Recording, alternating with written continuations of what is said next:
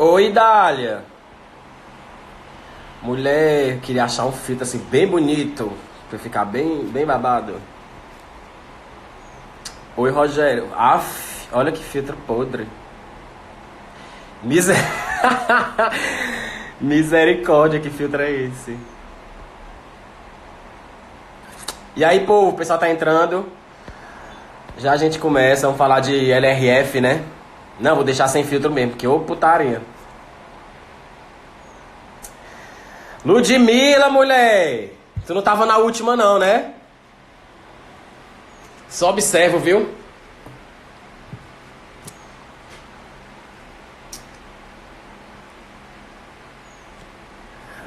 Só observo, Ludmila. Tá salvo, viu, gente? A última. Já coloquei lá no YouTube.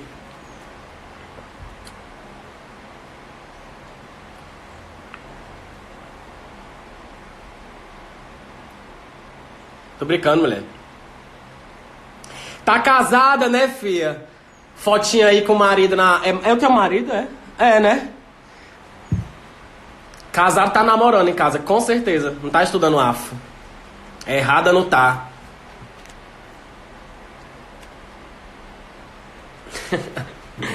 Pessoal que tá chegando aí, a gente vai falar hoje sobre lei de responsabilidade fiscal, tá? Vou fazer uma série de vídeos sobre essa lei e o subtópico de hoje é sobre o planejamento, né? Que os editais, quando não trazem só lei de responsabilidade fiscal, assim, genérico, ela traz os subtópicos, né? Então hoje eu vou pegar a parte de planejamento, do artigo 1 ao artigo 10, do artigo 1º até o artigo 10, tá certo? Então eu vou tentar fazer uma sequência lógica para vocês. Vou começar introduzindo qual a função dessa lei, quais são os objetivos da LRF, quais são os princípios explícitos, implícitos que podem ser cobrados na prova. Aí logo depois a gente vai para algumas definições que estão lá no artigo 2º, tá? Do que é uma empresa controlada, do que é uma estatal dependente, independente. Aí só depois a gente vai entrar nos instrumentos de planejamento, que a gente vai ver LDO e LOA dentro da LRF, tá certo? Quem tiver com o notebook aí, com o computador, ou a própria lei impressa, material, enfim, pode colocar aí na LRF, tá? A gente vai começar logo nos primeiros artigos, artigos 1º ao artigo 10. Depois eu marco umas com questões, tá, gente? Tô fazendo mesmo mais essas de teoria, sem material, para tentar facilitar a lei seca para vocês, tá certo? Oi, Imaculada. Tatiana. Podemos? Tá tudo ok aí com o áudio? A transmissão tá boa, porque se tiver tudo ok, a gente começa. Oi, Cris, bem na hora, hein? Adriana, mulher! Solta a vassoura. Sente. Vamos lá. Bom, então, na live de ontem, eu comentei sobre as atualizações, né, as novidades na legislação, as novidades na Constituição em relação ao nosso conteúdo de AFO. Então, ontem eu escolhi as 3 emendas, as últimas emendas que falam de orçamento, né? As emendas constitucionais número 100, 102 e 105, que mexeu lá no assunto de AFO, mexeu naquela parte do orçamento impositivo, alterou as disposições da LDO e alterou as disposições da LOA, tá certo? Então, ontem foi um bate-papo legal sobre isso. Eu acho que eu mastiguei bem esse assunto. E a live ainda tá aí salva, eu acho que vai ficar... Ela deve sumir daqui a pouco, né? Porque começou 5 horas também, então até 6 horas ela ainda tá aí disponível. Mas já tá no canal do YouTube, tá certo, gente? Coloca lá no YouTube meu nome, que vai aparecer lá todos os vídeos que eu posto no canal. E eu tô postando todas as lives lá, tá certo? Wellington, Otacílio, Audita Fit. Chique, gente. A pessoa auditora e fit. Eu era um nojo, não dava nem bom dia no meio da rua.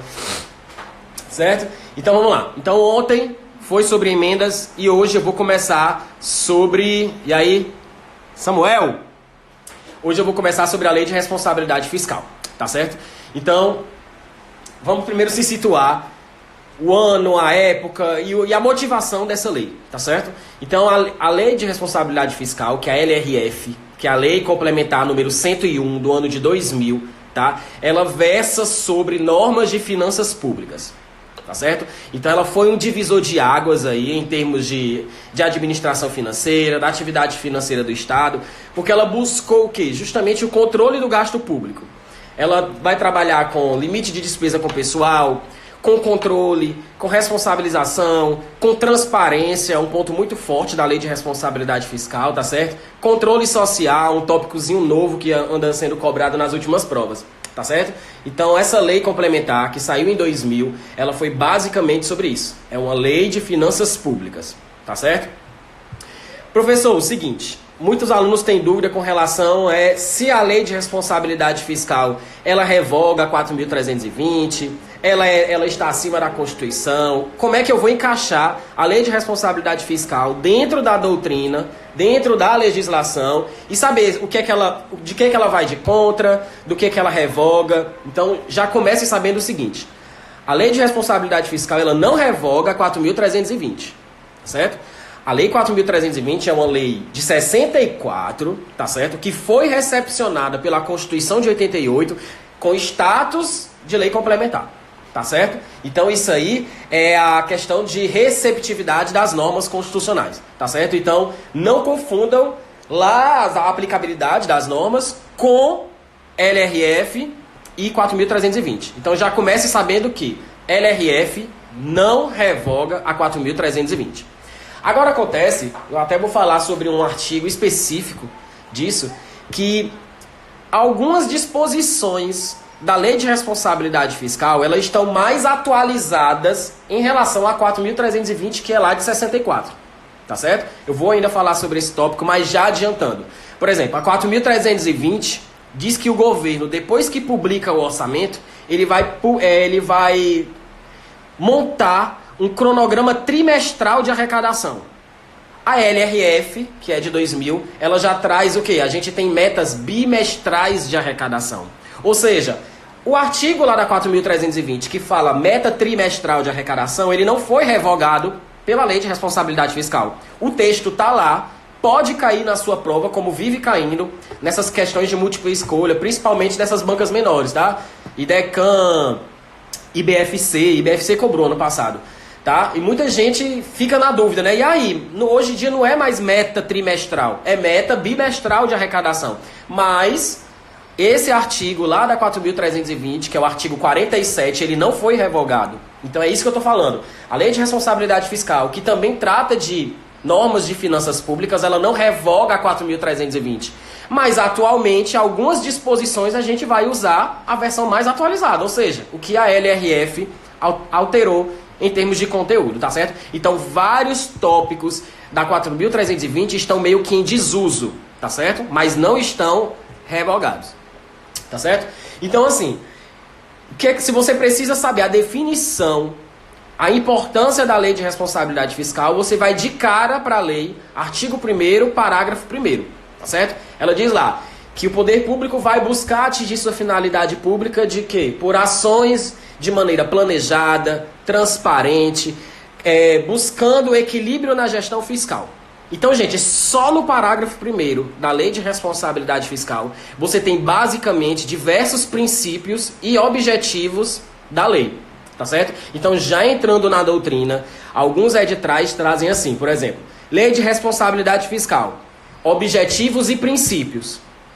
Se você colocar, der um Ctrl F lá na sua lei, e procurar princípio dentro da Lei de Responsabilidade Fiscal, você não vai achar, tá certo? Então, é a doutrina que faz o estudo da Lei de Responsabilidade Fiscal, da LRF, e com base nas suas disposições, foi criando alguns artigos doutrinários. Então, gente, se você quiser saber quais são os objetivos da Lei de Responsabilidade Fiscal, você vai ter que ir para a questão da doutrina, tá certo? Então, é o seguinte, quais são os grandes objetivos da LRF?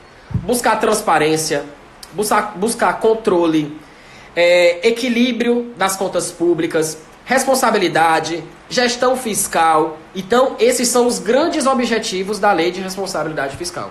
Professor, e quais são os princípios? Aí, gente, os princípios eles podem ser expressos ou implícitos, tá certo? Então a doutrina costuma criar diversos princípios dentro da lei de responsabilidade fiscal. Por exemplo, eu já vi um doutrinador falando do princípio da conservação do patrimônio público. Por quê? Porque ele foi lá no artigo 44 da LRF que fala sobre justamente isso, né? Patrimônio público, preservação do patrimônio público. Então ele criou um princípio. A doutrina pega a lei, ó, isso aqui tá com cara de princípio, vou chamar de princípio. Pronto. É isso que a doutrina vem fazendo. Então quando vocês forem fazer questão de LRF que cobrarem princípios, gente, vão com a mente bem aberta, tá certo? Então eu posso elencar diversos princípios. Por exemplo, princípio do equilíbrio, princípio do controle, princípio da responsabilização, princípio da transparência, princípio da conservação do patrimônio público, princípio da... Já vi até uns falando sobre endividamento, tá certo? Redução do endividamento, ou seja, a doutrina faz o que quer com a lei de responsabilidade fiscal no quesito princípios, tá certo? Então, se você quiser a definição exata da lei de responsabilidade fiscal, você vai para o artigo 1º, parágrafo 1º da LRF, tá certo? E como eu falei, vá com a mente bem aberta se a questão falar de princípios. Seguindo a doutrina que é bastante cobrada pela CESP e pela FCC, gente, aí você ainda tem um doutrinador que é bastante utilizado, que ele elenca basicamente 3 princípios ou 3 objetivos máximos da lei de responsabilidade fiscal, tá certo? É o Paludo, o Agostinho Paludo. Eu já peguei, já atualizei meu material com a última versão do livro dele, tá? 2018, 2019. Ele elenca, gente, como os 3 grandes pilares da lei de responsabilidade fiscal, 3 princípios, basicamente, que para ele se confunde com o objetivo, tá certo? Responsabilidade, equilíbrio nas contas públicas, ou seja, equilíbrio entre receitas e despesas, e a transparência fiscal. Tanto, gente, que transparência pode ser considerado tanto um objetivo como um princípio. Porque se você for ver, tem um bloco da lei de responsabilidade fiscal chamado de transparência, que cai direto em prova, né? Artigo 48 até o 49A. Tá certo? Então, com relação, gente, ao objetivo e a princípio, é isso. É você pegar o artigo 1º, parágrafo 1º da lei e transformar aquilo ali, gente, numa versão ampla. Ou seja, a dúvida dela aqui. O planejamento e a transparência são não expressos ou não taxativos? Olha, a dúvida da Ludmila é o seguinte. O planejamento é um princípio implícito porque ele é mencionado pela doutrina. Tá certo? O princípio da transparência, ele pode ser considerado explícito dentro da LRF. Tá certo? Anota isso aí, viu, gente? Ludmila que perguntou. O princípio do planejamento, ele pode ser considerado um princípio implícito, porque a doutrina assim fala. O princípio da transparência, ele pode ser tratado de maneira explícita, ou seja, de maneira expressa. Tanto que se você for na Constituição Federal, a gente tem o princípio da publicidade. Ou seja, para a Constituição Federal, publicidade é explícito, transparência é implícito. Para a Lei de Responsabilidade Fiscal, transparência é explícito, tá certo? Anotem isso aí. Isso aqui eu já estou falando de princípios, né, gente? Então, gente, voltando antes de passar para os instrumentos de planejamento. Abriu a Lei de Responsabilidade Fiscal, artigo 1º, parágrafo 1º, tem a definição da lei. Tá certo? Transforma esse parágrafo 1º como se fosse a definição de objetivos e princípio da lei. Pronto. Tomem cuidado com transparência, que foi o que a Ludmila perguntou. Transparência é explícito na LRF. Estou falando de princípio orçamentário, tá, gente? Transparência é explícito para a LRF e implícito para a Constituição. Publicidade é explícito na Constituição, tá? E implícito para a LRF. Então tomem cuidado com isso. E tomem cuidado quando o enunciado trouxer ordenamento jurídico, tá? Porque uma coisa é ele falar Constituição Federal, outra coisa é ele falar Lei de Responsabilidade Fiscal e outra coisa é ele falar ordenamento jurídico. Se a questão falar ordenamento jurídico, gente, não interessa se é implícito ou é explícito. Você vai ter que pensar em tudo, tá certo? Ordenamento jurídico, gente, envolve tudo. Legislação constitucional, infraconstitucional, tá certo? Então tomem cuidado com isso. Perfeito. Saindo dessa primeira parte, tá? Objetivos e princípios, que é o primeiro tópico do meu material, primeira parte da Lei de Responsabilidade Fiscal. a gente vai para o artigo 2º, que traz algumas definições que a gente precisa para saber até o campo de aplicação da Lei de Responsabilidade Fiscal, tá? Então, do artigo 2º, o que é que eu posso adiantar já para vocês? A definição, né, o que é uma empresa controlada. Então, daqui a pouco a gente vai falar sobre estatal, estatal dependente, estatal independente, o que é que engloba, o que é que não engloba, tá certo? Então, a primeira coisa, a gente tem que saber o que é uma empresa controlada pelo poder público. Empresa controlada está lá no artigo 2º da Lei de Responsabilidade Fiscal. O que é uma empresa controlada? É aquela empresa, né, cuja maioria do capital social com direito a voto pertence ao ente público. Gente, então tomem cuidado. Quando ele fala pertence ao ente público, pode ser União, Estado, DF ou município. Então a gente tem empresas controladas em cada ente, tá certo? Então, o gênero é empresa controlada. As espécies é que são as estatais dependentes e as estatais independentes, tá certo? Então, primeiro, pega a definição ampla. O que é uma empresa controlada? É toda aquela empresa em que a maioria do capital social com direito a voto, tem que ser tudo isso, tá? Pertence ao poder público. Pronto. Se esse requisito é preenchido, agora a gente vai diferenciar o que é uma estatal dependente, ou seja, o que é uma empresa controlada dependente, e o que é uma empresa controlada independente. Oi, Nando, falo já contigo. Tá? Então vamos lá. O que é uma estatal dependente? Ou seja, aquela empresa com a maioria do capital social pertence ao poder público. Para ser dependente, gente, ela precisa receber desse poder público que a controla o quê? Recurso para custeio ou para investimento. Ou para pagamento de pessoal, por exemplo. Agora sim, se ele recebe dinheiro para isso, ela é uma estatal dependente, ou seja, ela está dependendo do poder público para se autossustentar, já que ela está recebendo dinheiro para custeio, dinheiro para investimento. Agora, gente, tem um tipo de investimento que essa estatal pode receber que não a torna dependente. E aí vocês têm que anotar isso e levar para a prova, tá certo? É o aumento de participação acionária. Ou seja, existem recursos públicos que saem do ente controlador, que vai para a estatal, que não faz com que ela seja dependente. Ou seja, ela recebe esse recurso e continua sendo independente. Isso é um tipo de investimento, ou seja, é uma despesa de capital para ela, tá certo? Agora, qual é o único tipo? Aumento de participação acionária. Então, vamos dar aqui um exemplo. A União tem participação numa empresa, tá, de 60%. Do capital social dessa empresa. No outro ano, a lei orçamentária anual vai consignar a dotação para aumento de participação acionária, ou seja, vai jogar dinheiro da União para essa empresa. A União agora vai ter participação de 75% dessa estatal. É uma despesa? É. É um investimento do governo? É. A estatal está recebendo dinheiro do ente público que a controla? Sim. Ela é agora dependente? Não. Ela não é dependente. Por quê? Porque é o único caso em que ela recebe recurso e a não torna dependente. É o aumento de participação acionária. Ficou claro, gente, essa parte? Porque essa é a exceção, tá? Tá lá no artigo 2º da LRF. Podemos passar para independente. Ficou claro aí a dependente? Ficou alguma dúvida? Tudo ok? Cabelo ok? A sobrancelha tá uma porra. A barba tá horrorosa. Misericórdia. Podemos, né? Vamos agora para as independentes, tá? Professor, por exclusão, pelo amor de Deus. Você já falei das estatais dependentes.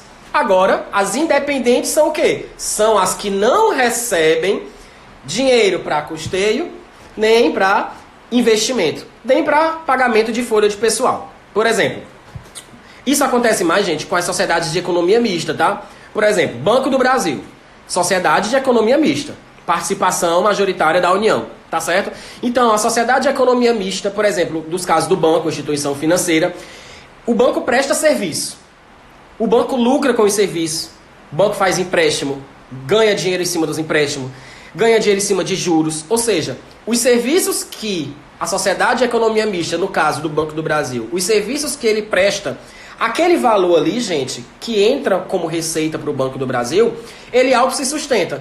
Ou seja, Se você pegar a lei orçamentária anual da União, lá não vai ter dotação para pagamento de funcionário do Banco do Brasil. Não.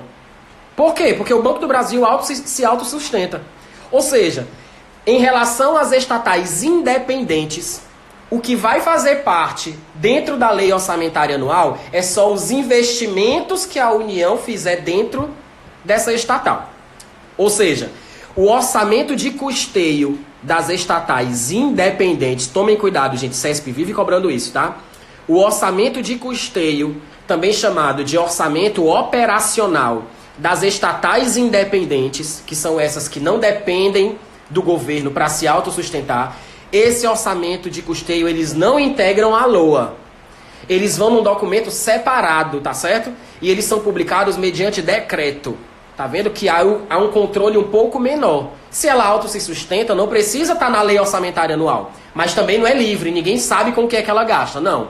Existem os chamados programas de dispêndios globais dessas estatais independentes. Tá certo? Esses programas de dispêndios globais, eles são publicados mediante decreto do Poder Executivo.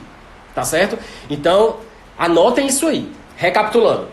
Eu comecei a definição lá de empresa controlada. Tá certo? Da controlada, eu saí para a estatal dependente e independente. Então, vamos lá voltar. Controlada é aquela empresa cuja maioria do capital social com direito a voto pertence ao poder público. Pronto, é o gênero. A gente tem as dependentes, que recebem dinheiro para custeio ou para investimento, ou para pessoal e encargos, tá certo? Então, se ela recebe dinheiro para isso, ela é o quê? Dependente. E as independentes que não recebem dinheiro para custeio nem para investimento. Lembre-se da ressalva. As dependentes, quando recebem, por exemplo, somente dinheiro para participação acionária, isso não a torna o quê? Uma estatal dependente de cara, tá certo? Então, ou seja, o investimento que o governo faz em uma controlada, se for para aumentar a sua participação acionária, aquilo ali, naquele ponto, não vai transformar a empresa controlada em independente. Tá certo? Com relação a independente, o que eu fiz o aprofundamento agora foi em relação ao que compõe ou não a LOA. Tá certo? Michel e Giovanni, menina, é encangado toda hora, né? Até na hora que um entra, o outro entra também. Sei não, viu vocês? Estão me devendo uma farra, viu vocês dois? Sim, vamos lá, voltando. Em relação às independentes, o que foi que eu fiz aqui o aprofundamento para vocês? O orçamento de custeio, anota aí. O orçamento de custeio das empresas estatais independentes, ou seja, o orçamento operacional das estatais independentes, eles não fazem parte da LOA. Eles estão fora da LOA. Eles são publicados mediante decreto. São os chamados programas de dispêndios globais. Tá certo? Anotado isso aí? Basicamente é como se fosse uma exceção ao princípio da universalidade, né? Já vi uma banca falar sobre isso, tá? Saímos dessa parte de definição, agora finalmente a gente vai para os instrumentos de planejamento. Alguma dúvida, gente, até aqui? Que eu repito, tá?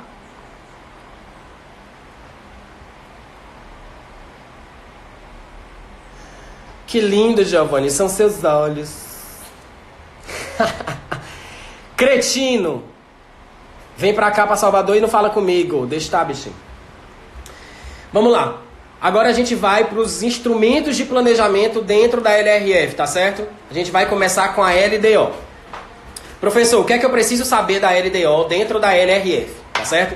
Então vamos lá. Para onde é que eu vou? Artigo 4º da Lei de Responsabilidade Fiscal. Então, antes de entrar no artigo 4º da Lei de Responsabilidade Fiscal, você já tem que entrar sabendo o que tem lá na Constituição sobre a LDO. Tá certo? Oi, Raquel. Então, vamos logo lá na Constituição. Artigo 165, parágrafo 2º da Constituição. O que é que traz a Constituição sobre a LDO? Traz o quê? Metas e prioridades para a administração pública federal em relação às despesas de capital para o exercício seguinte, vai orientar a elaboração da LOA, vai dispor sobre alteração na legislação tributária e dispor sobre a política das agências de fomento. Tá certo? Isso, Ludmila, essa diferença pega muita gente. Isso, começou 5 horas, tá? Gente, vocês vão respondendo aí essas coisas aí, tá? Para eu não ficar interrompendo. Então é isso. O que é que a Constituição fala de LDO? Lá no artigo 165, parágrafo 2º, que a LDO vai dispor sobre metas e prioridades da administração pública federal em relação às despesas de capital para o ano seguinte, vai orientar a elaboração da LOA, por isso que a LDO é aprovada antes, questãozinha CESP do ano passado, tá? Que a LDO tem que ser aprovada antes da LOA, por isso, porque ela tem uma atribuição de orientar a elaboração da LOA. Vai dispor sobre qualquer alteração na legislação tributária. Professor, me deu exemplo, renúncia de receita, tá certo? Vou falar isso na próxima live. E vai dispor sobre a política das agências de fomento, BNDES, BASA, tá certo? Essas agências de fomento do governo federal.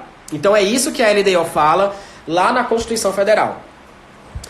Quando eu passo para a Lei de Responsabilidade Fiscal, você tem que vir com isso da Constituição em mente, mais o artigo 4º, inciso 1 da LRF. O que é que a LDO tem que trazer também? Equilíbrio entre receitas e despesas, lembrando que esse equilíbrio pode ser considerado princípio orçamentário em relação à LRF. É um princípio doutrinário, é um princípio explícito para a Lei de Responsabilidade Fiscal, tá certo? Então anota isso aí. Equilíbrio entre receitas e despesas é uma atribuição da LDO dentro da LRF. Esse equilíbrio pode ser considerado um princípio explícito dentro da Lei de Responsabilidade Fiscal. Mas também é um princípio doutrinário, tá certo? O que é que vocês precisam saber sobre esse princípio? O princípio do equilíbrio, gente, ele só é atendido até o momento da publicação da LOA, tá? Questãozinha difícil, o CESP já cobrou isso, FGV também já cobrou sobre isso. Por que que o princípio do equilíbrio ele não é atendido durante a execução do orçamento? Porque, gente, é assim, bastou publicar a lei, bastou terminar o mês de janeiro para a gente ver que não há, na verdade, um equilíbrio durante a execução. Por quê? Porque há queda de arrecadação. Quando cai a arrecadação, a gente faz a operação de crédito, ou seja, a continha que começa bem certinha, receita igual despesa, na hora que a gente publica a lei, durante a execução do orçamento, essa continha passa o ano todinho quebrando. Ou aumenta a arrecadação, ou cai a arrecadação, aí aumenta o endividamento e faz a operação de crédito, tá certo? Ou seja, o princípio do equilíbrio, ele é buscado durante a execução. Ele só é atendido até o momento da publicação da lei. Isso aí já foi questão de prova, tá certo? Anotem isso aí. Questãozinha difícil, já da CESP, caiu em 2019 a questão, tá? FGV também já cobrou. Menina, amanhã eu tenho que sair pra comprar uma garrafa d'água, que a bicha aqui chegava tá saindo na cor, ô pobreza. E foi um aluno que falou, viu, professor, troca essa água, porque aluno não é gente não, né? Alguma dúvida sobre o princípio do equilíbrio? Primeira atribuição da LDO em relação à LRF, tá certo? O que mais que a LRF traz em relação à LDO? Limitação de empenho. Condições para limitação de empenho. O que é isso, professor? Contingenciamento. Tá certo? Então tomem cuidado com isso. A LRF... Tira o rótulo. Mulher, mas aí tira o rótulo, aí chega a ficar a mancha da mão suja. Mas eu vou tirar, vou... Gente, vocês são podres. Tá, então vamos lá. Continuando, artigo 4º da LRF. LDO vai trazer equilíbrio entre receitas e despesas, critérios e formas sobre limitação de empenho. O que é a limitação de empenho? É o contingenciamento, tá certo, do governo. Vou já falar, artigo 9º da Lei de Responsabilidade Fiscal. Vou falar nessa live só sobre isso. O que mais? Normas relativas ao controle de custo e avaliação dos resultados com recursos do orçamento. Tá certo? Esse pra mim, gente, ele é o mais difícil, é o mais complicado, porque é decoreba. Você tem que memorizar a linha C do inciso 1 do artigo 4º da LRF. Você tem que decorar. Normas relativas ao controle de custos e avaliação dos resultados com recursos financiados com dinheiro do orçamento. Respira. Tem que decorar, não tem jeito. E a última atribuição da LDO, conforme a LRF, dentro do artigo 4º, são as exigências para transferência de recurso a entidades públicas e privadas. Ou seja, se o governo quer fazer uma transferência voluntária para outro ente da federação, ele tem que atender às disposições da LDO. Até porque essa despesa que vai sair da União para o Estado, que vai estar alocada lá na LOA, ela tem que ser previamente autorizada pela LDO. Então é isso que a LDO fala. Transferência voluntária de um ente da federação para outro só vai ser atendido, só vai ocorrer se atender às disposições da LDO. Ou seja, é uma atribuição da LDO dispor sobre as transferências voluntárias. Artigo 25 da LRF. E com relação às instituições privadas, é o artigo 26 da LRF. Destinação de recursos ao setor privado. Ou seja, se o poder público quer destinar recursos para o setor privado, antes de ele colocar esse dinheiro na LOA, ele deve atender às disposições trazidas pela LDO. Ou seja, mais uma atribuição da LDO. Perfeito? Ficou alguma dúvida aí, gente, com relação a isso? A gente encerra o artigo 4º, que trata sobre LDO dentro da LRF. Tá certo? Agora a gente vai falar sobre os anexos. Anexo de metas fiscais, anexos de riscos fiscais e o anexo específico, tá certo? Alguma dúvida? Se tiver, é a hora. Temos ainda meia hora de live, tá? José! Tá vivo em São Paulo porque tá só Walking Dead, né? Aí. Deus é mais. A transferência é pública, mas pode transferir para o público e privado, sim. Artigo 25, transferência voluntária. E artigo 26, destinação de recursos públicos para o setor privado. Tá lá na LRF. E cai nas provas da CESP, tá? E aí, Rafael? Delta, né? Não estuda mais AFO. Se você vier para Bahia, você obrigatoriamente vai estudar AFO, tá? Porque na Polícia Civil aqui cai. Chore com essa. Tô com a turma da Polícia Civil aqui. Então, saindo da LDO, das definições da LRF, gente, a gente vai agora para os anexos, tá? E isso, sem dúvida, carro-chefe de cobrança com relação à LDO nas provas. Quem é que gosta, gente? FCC. FCC adora cobrar sobre o anexo de metas fiscais, tá certo? Sim, Rafael, na Polícia Civil aqui no último caiu AFO, tá? Pra gente, tá bom? Durma com essa. Eu quero que caia no teu edital, tu não tenha estudado, eu vou achar é pouco. Então vamos lá. A gente vai falar sobre os anexos que integram o projeto de LDO conforme a LRF, tá certo? A gente tem 3 anexos. O anexo de metas fiscais, o anexo de riscos fiscais e a gente ainda tem um anexo específico, que basicamente vai trabalhar sobre as políticas monetária, cambial e fiscal, tá certo?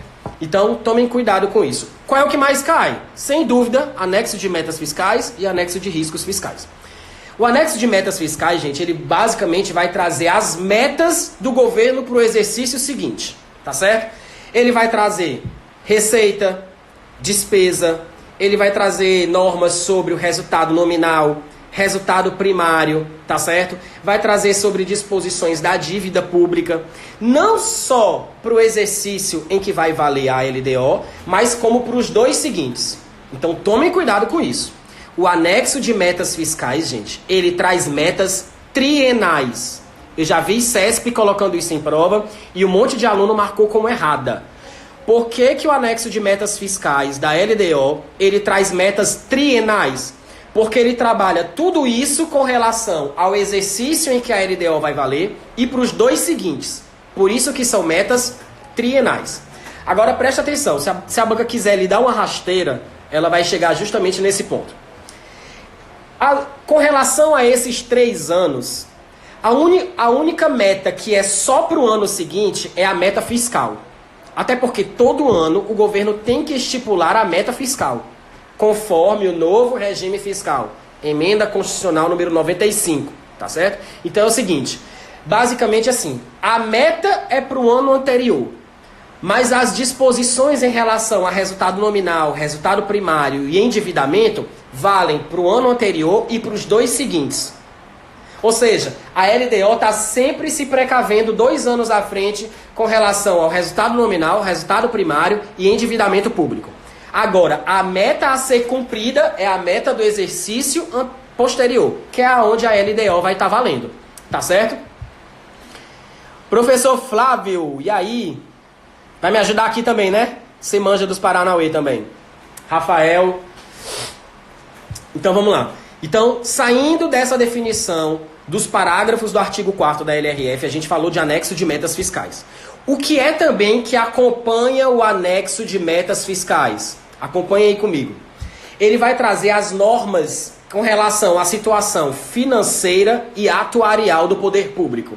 Ou seja, tudo que diz respeito a RGPS, Regime Geral de Previdência Social, RPPS, Regime Próprio de Previdência Social, os fundos do governo federal, os fundos do governo, e o FAT, o Fundo de Amparo ao Trabalhador, tá certo? Então, se a questão falar assim, quem é que trabalha a situação financeira e atuarial, gente, não tenha dúvida, anexo de metas fiscais. Prima!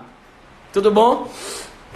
Então, o anexo de metas fiscais é que vai trabalhar a situação financeira e atuarial do governo. Outro tópico também que tem que aparecer no anexo de metas fiscais é evolução do patrimônio público. Ou seja, o que o governo aumentou de patrimônio nos últimos 3 anos. Ou seja, teve alienação de ativos, teve alienação de bens, o que foi que o poder público comprou, o que foi que o poder público construiu em termos de patrimônio. Isso tem que ser mostrado no anexo de metas fiscais e tem que ser demonstrado em relação aos 3 últimos anos, tá certo? Inclusive, quando o poder público faz isso dentro do anexo, ele ainda tem que dizer a destinação dos recursos decorrente dessa alienação de ativos, ou seja, dessa alienação de bens públicos, tá certo? Lembrando que a LRF trata basicamente dessa questão de patrimônio público, tá? Lá no artigo 44 da LRF, ela trabalha sobre isso. A gente tá ficando escuro, deixa eu acender aqui a luz. Pera aí. Eu todo de abadá. É a vontade de sair de casa, meu povo, você não tem noção não. Tô parecendo o burro do Shrek. Já pode sair, já pode sair. Doido pra tomar uma cerveja no meio da rua, com aqueles homens do isopor. Ah, meu sonho. Não aguento mais. Gente, alguma dúvida com relação ao anexo de metas fiscais? Vou passar agora pro anexo de riscos fiscais, tá? Tá terminando. Alguma dúvida com relação ao anexo de metas fiscais? Posso passar?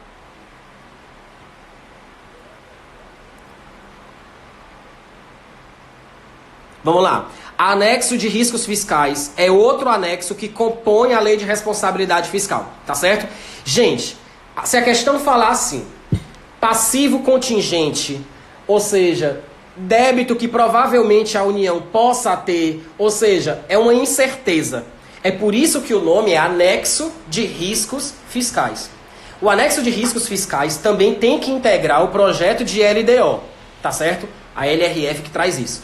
E basicamente, gente, esse anexo ele serve para passivos contingentes. O que são esses passivos contingentes? São as demandas judiciais, ou seja, são aqueles processos judiciais em que a União, o Estado, o DF ou o município pode perder e que vai gerar ônus para o poder público. Ou seja, são aqueles processos judiciais que ainda não estão transitados em julgado pelos tribunais superiores, por exemplo, STF, STJ, tá certo? Que mais? O que é que eu posso também considerar como passivo contingente? As garantias que o poder público presta por outro ente. Ou seja, de repente o Estado da Federação fez uma operação de crédito com um organismo internacional. Aí a União deu aval, a União deu garantia para aquela operação de crédito. Aquela garantia, gente, ela pode ser executada. Ou seja, é um passivo contingente, pode vir ocorrer. Então é para isso que existe o anexo de metas fiscais. É para esses passivos, ou seja, para aquilo que pode gerar ônus para o poder público que ainda não é certo. Quais são os principais casos? Garantias e avais dados pelo poder público, demandas judiciais e processos de dívida do poder público em fase de reconhecimento. Ou seja, não transitou em julgado, está faltando ainda a decisão final dos tribunais superiores, tá certo? STF, STJ, enfim, os tribunais superiores. Oi, Rebeca! Alguma dúvida com relação ao anexo de riscos fiscais? Isso, gente, é o que está na Lei de Responsabilidade Fiscal.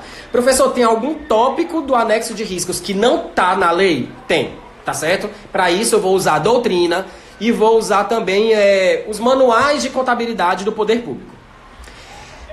No anexo de riscos fiscais, como eu já expliquei para vocês, são para dívidas que ainda estão incertas, que são os passivos contingentes. O anexo de riscos, ele vai trabalhar os riscos que o governo pode ou não ter que pagar. Esse risco pode decorrer de duas formas. Ele pode ser um risco orçamentário ou um risco da dívida. Isso, gente, não está na Lei de Responsabilidade Fiscal. Isso é doutrina, isso é manual de contabilidade, isso é você pegar os resultados do Banco Central, enfim. Você tem que saber que os riscos abrangidos pelo anexo de riscos fiscais, eles podem ser de duas maneiras. O risco orçamentário tem a ver com orçamento, ou seja, é a possibilidade de arrecadação não ser suficiente para custear as despesas. Lembram que eu falei para vocês que o princípio do equilíbrio ele é atendido só até o momento da publicação. Ou seja, a lei orçamentária anual ela é publicada com o valor da receita igual da despesa. Só que durante a execução há aquela possibilidade de quem? De a receita não comportar a despesa. Ou seja, queda de arrecadação. Não precisa ir longe, né, gente? Olha o que está acontecendo agora. Queda de arrecadação total. Pelo menos aqui no estado da Bahia, logo quando começou a quarentena, a arrecadação, gente, de um dia para o outro, caiu em torno de 2/3 da arrecadação no estado. Ou seja, a arrecadação, a economia caindo, a economia parando, é isso.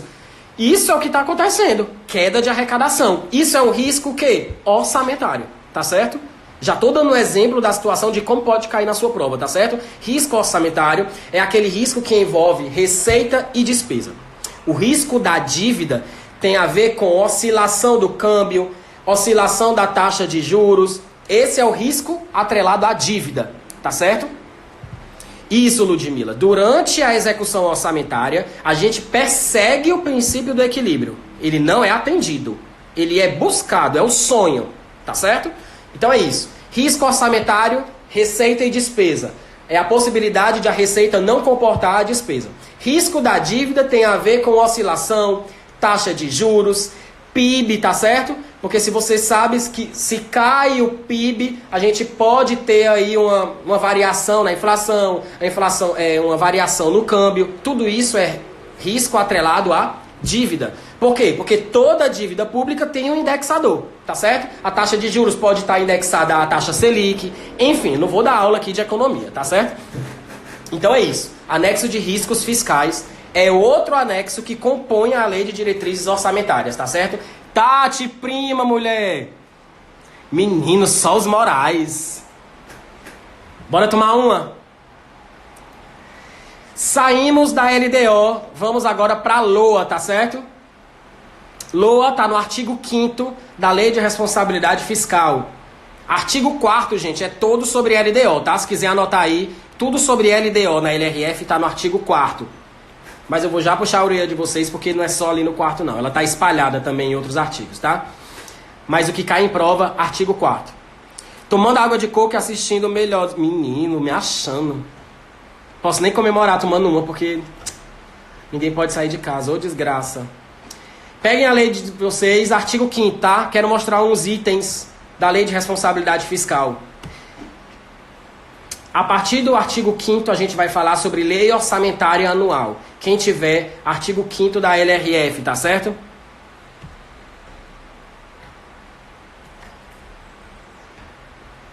Deixa eu achar aqui, rapidinho. Pronto. Vamos lá. O que é que eu tenho que saber sobre lei orçamentária anual que está dentro da Lei de Responsabilidade Fiscal? Você tem que saber, do mesmo jeito da LDO, você tem que já vir com o conhecimento lá da Constituição. O que é que a Constituição fala sobre a LOA dentro do texto constitucional? Você sabe que a LOA ela basicamente é formada por 3 blocos, né, 3 orçamentos. Orçamento fiscal, orçamento da Seguridade Social e orçamento de investimento. Professor, o que é que mais cai sobre LOA dentro da LRF nas provas? Gente, quando cai LOA dentro das questões CESP e UFCC, basicamente ela vai entrar na questão da estatal, dependente ou independente. Repetindo o que eu falei lá no início, só faz parte do orçamento fiscal e da Seguridade Social o orçamento das estatais dependentes. O orçamento das estatais independentes, que não é o de custeio, ele vai para dentro do orçamento de investimento. Então, voltando. A LOA, conforme o artigo 165, parágrafo 5º da Constituição Federal, ela concentra 3 blocos. O orçamento fiscal, o orçamento da Seguridade Social e o orçamento de investimento. O orçamento fiscal e o orçamento da Seguridade Social, ele vai abarcar todas as receitas e despesas das estatais dependentes. O orçamento de investimento vai abarcar as despesas de capital em relação aos investimentos das estatais independentes. Não é tudo. Por quê? Porque o orçamento de custeio das independentes não faz parte da LOA. Lembra que eu falei isso no começo da aula? Eles são publicados mediante decreto, que são os programas de dispêndios globais. Oi, Igor! Certo? Basicamente o que cai sobre a LOA é isso. Outro tópico que muitos alunos confundem com relação a LDO e LOA. Reserva de contingência. Pelo amor de Deus, gente. A reserva de contingência, ela tem o seu limite estipulado na LDO. Mas a reserva de contingência vem alocada dentro da LOA. Professor, que diabo é isso? Pelo amor de Deus. Preste atenção. Lembra que a LDO ela é aprovada antes da LOA, certo? Pronto, isso vocês já sabem. A LDO, ela tem que trazer o limite da receita corrente líquida que o poder público pode reservar dentro da LOA. Ou seja, a reserva de contingência, que é aquela poupançazinha do governo para situações emergenciais, a reserva de contingência ela é estipulada pela LDO, mas quem traz a reserva de contingência é a LOA. Tá aí, artigo 5º da Lei de Responsabilidade Fiscal. Se quiser anotar aí, artigo 5º, inciso 3, tá certo? Artigo 5º, inciso 3. Outro tópico que pode cair com relação à Lei de Responsabilidade Fiscal dentro da LOA é a questão do Banco Central, gente. Agora aí, gente, sinto muito, você vai ter que realmente memorizar, porque quando cai, gente, é letra de lei. Tá certo? É você saber que o resultado positivo do Banco Central vai constituir receita para o Tesouro Nacional. Do mesmo jeito que o resultado negativo vai ser uma obrigação do Tesouro Nacional. A lógica é essa. Teve resultado positivo em relação ao Banco Central, é receita para o Tesouro. Teve resultado negativo, é uma obrigação do Tesouro. Tá certo? Isso você vai encontrar onde? Lá nos artigos 7º, no artigo 7º da Lei de Responsabilidade Fiscal, tá certo? Oi, Ludmila. Conterá reserva de contingência, cuja forma e utilização e montante definido na LDO. Pronto, é isso mesmo, que já tá no artigo 5º, né? Inciso 1. A Ludmila colocou aí. Só que eu só tô falando pra você, dando esse toque, Ludmila, porque às vezes você fica na decoreba, né, na letra de lei, e esquece. Ela é estabelecida pela LDO, mas ela é trazida dentro da LOA. A LDO dá o limite. E a LOA é que traz a reserva de contingência, tá certo? Só para encerrar, seguinte. Todo ano, gente, a LDO ela orienta a elaboração da LOA. Todo ano, a LDO dá o percentual que o governo vai usar como reserva de contingência. Por exemplo, já está com uns 3 anos que ela diz que o percentual é de quê? 0,2%, por exemplo. 0,2% da receita corrente líquida, ou seja, 0,2% da receita corrente líquida vai ser a chamada reserva de contingência. Ou seja, já está com uns 3 anos que o percentual é esse. Agora, cuidado. Teve um ano, acho que foi 2016, que a LDO disse que essa reserva só poderia ser usada do orçamento fiscal e da Seguridade Social. A atual LDO diz que esse 0,2% só pode ser retirada dentro do orçamento fiscal.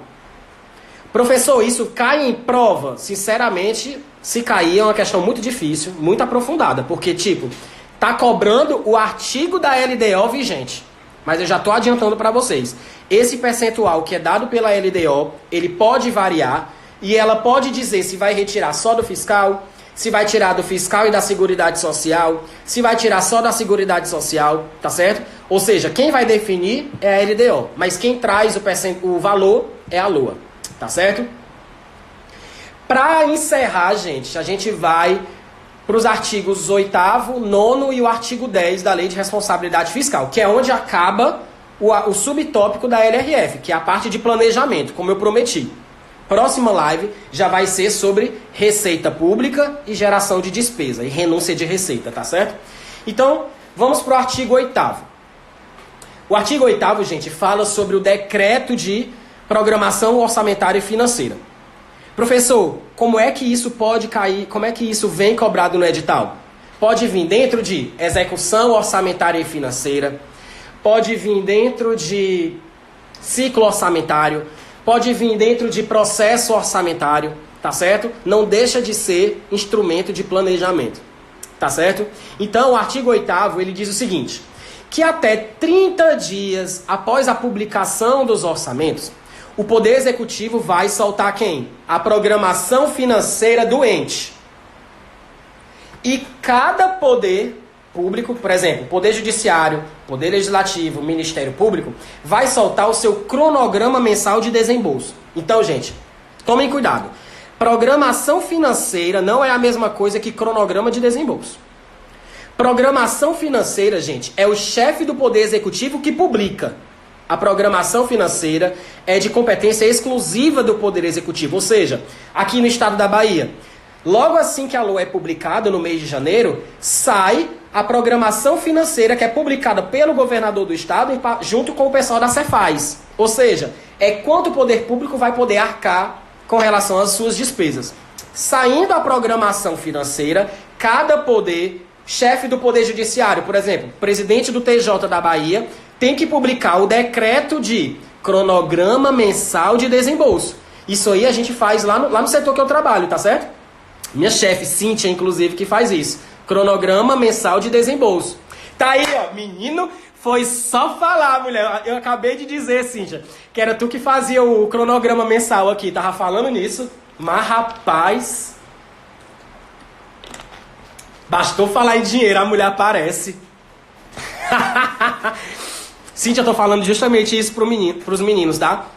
A diferença entre programação financeira e cronograma de desembolso. Primeiro o executivo solta a programação financeira, né? Que tem mais a ver ali com a competência da Secretaria da Fazenda. Depois vem o cronograma mensal de desembolso, que aí é feito pelo chefe de cada poder, tá certo? É um decreto judiciário que traz o cronograma mensal de desembolso. Com relação a... Isso, gente, eu tô falando de despesa, tá? Com relação à receita, aí eu volto ao que eu falei lá no começo da live. Lembra que eu disse para vocês que a Lei de Responsabilidade Fiscal, ela não revoga a Lei 4.320. Por quê? Vou falar disso agora de novo. A receita, gente, ela é desdobrada em metas bimestrais de arrecadação. Se você pegar o artigo 47 da Lei 4.320, que é uma lei de 64, lá fala em meta trimestral de arrecadação.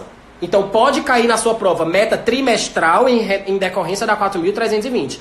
Mas vocês têm que saber que hoje a gente tem meta bimestral de arrecadação. Tá certo? Então, o Poder Executivo solta a meta bimestral de arrecadação justamente para fazer frente ao relatório resumido de execução orçamentária, que é o REL. Vou falar sobre isso lá em transparência, tá? Nas últimas lives sobre LRF. Então, como é que o governo trabalha? Meta bimestral de arrecadação, mas o cronograma de despesa, que é o cronograma de desembolso, é um cronograma mensal. Tá certo? Batemos o artigo 8º da Lei de Responsabilidade Fiscal e vamos agora para o 9º, que é a limitação de empenho, contingenciamento, tá certo? Cai demais nas provas. Limitação de empenho, gente, é o que está acontecendo agora, né? Corte de gastos, contingenciamento. O que é que traz o artigo 9º da LRF? Diz o seguinte, que ao final de cada bimestre, 30 dias depois, os poderes poderão limitar suas despesas. Pronto. É o chamado decreto de contingenciamento e movimentação financeira. Isso é a limitação de empenho, tá certo? Só que existem algumas despesas, gente, eu tô olhando pro horário porque em 1 hora a live encerra, tá? Fecha aqui do nada. A gente tem 8 minutos ainda, tá? Qual é a tua dúvida, gente? Ludmila, fala desse princípio. É o princípio da não afetação. Já caiu a letra da lei, mas pode cair exemplo... Princípio da não afetação, não falei sobre isso não. Não afetação de impostos, isso aí é um princípio, não estou falando disso não. Estou falando de limitação de empenho, tá? Então voltando, limitação de empenho É isso, é o contingenciamento de despesas. Como é que isso ocorre? Conforme o artigo 9º da LRF. Que em até 30 dias após o encerramento de cada bimestre, os chefes dos poderes vão publicar o decreto de movimentação financeira e limitação de empenho. Tá certo? Só que existem algumas despesas que não podem ser contingenciadas. Quem é que vai dizer isso? A LRF traz algumas. Mas quem diz todo ano exatamente qual é a despesa que não pode ser contingenciada é a LDO. Isso eu já estou aprofundando, tá certo? Mas o que é que a LRF diz que não pode ser contingenciada? Obrigação legal e constitucional do ente, claro, as transferências constitucionais. Dinheiro com serviço da dívida, ou seja, eu não posso contingenciar a despesa com o pagamento da dívida, do serviço da dívida. A dívida já é grande, já rola por anos, eu não posso contingenciar. E qualquer outras trazidas pela LDO. Então tá vendo que a LDO ela pode expandir o rol de despesas que não podem ser contingenciadas. E realmente, gente, se você pegar a LDO, todo ano ela traz um rol de despesas que não podem ser contingenciadas, tá certo? Artigo 9º. Ludmila, qual o parágrafo único de quem? Do artigo 8º? Vamos lá, o que é que a Ludmila está pedindo para eu falar? Parágrafo único do artigo 8º. Os recursos legalmente vinculados à finalidade específica serão utilizados exclusivamente para atender o objeto de sua vinculação, ainda que em exercício diverso daquele que ocorreu o ingresso. Isso não é o princípio da não afetação. Até porque o princípio da não afetação é com relação às receitas de impostos. Isso aqui, basicamente, vai fazer frente a uma classificação muito importante que a gente tem, que é a classificação de fonte e destinação de recursos, viu, Ludmila? O parágrafo único do artigo 8º não é o princípio da não afetação.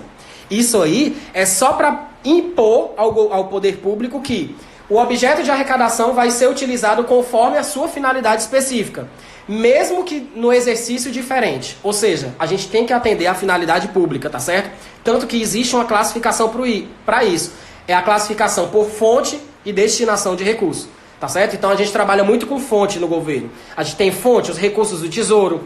A gente tem fonte 3, por exemplo, recursos de outras fontes, tá certo? Então isso é o parágrafo único do artigo 8º. Isso não é o princípio, tá bom?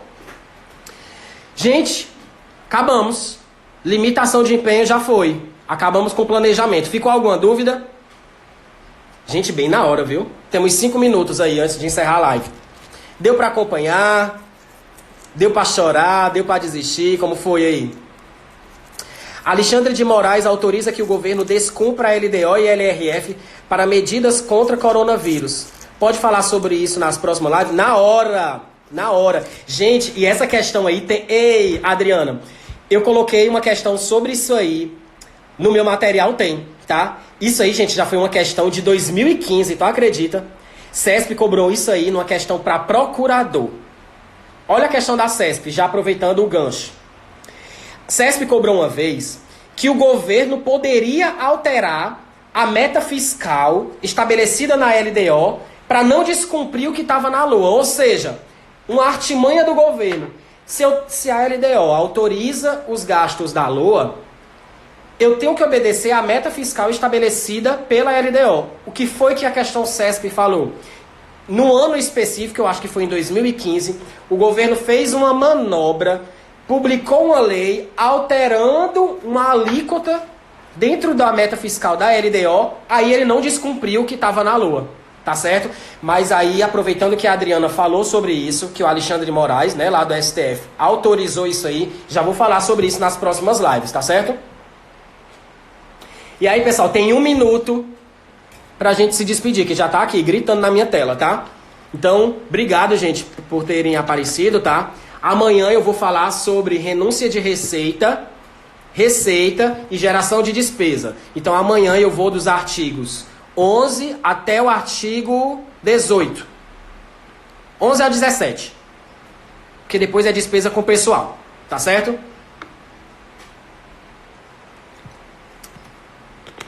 A live vai ficar salva aí até amanhã, tá? E eu já vou colocar no YouTube ainda hoje. A de ontem já tá no YouTube, tá, gente? Beijo pra todo mundo. Coloca os coraçãozinhos aí, aperta, que já tá acabando a live. E vou fazer a barba pra amanhã, tá? Porque eu tô parecendo um bicho.